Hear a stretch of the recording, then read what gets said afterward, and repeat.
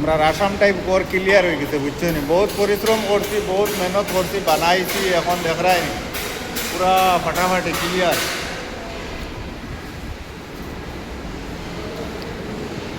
আর ceiling টিলিং সব শেষ, fan ঘুরের কিলা দেখাই, খালি ফ্যানে ফ্যান ঘুরের, বুঝছেন?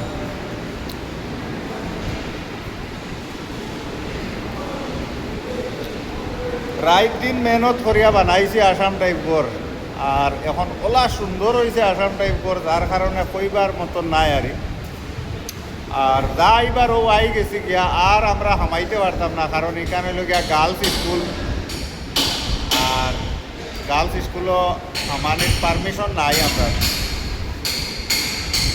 যেহেতু লাস্ট ম্যাচ একটা ভিডিও লই নিলাম। এখানে হইল গিয়া ডাইনিং হল। ভালো লাগলে আমরা চ্যানেলটা সাবস্ক্রাইব করে দিও ইউটিউবও গিয়া, আর ফেসবুকটাকে দেখলে লাইক কমেন্ট শেয়ার করিও, ফলো করিও।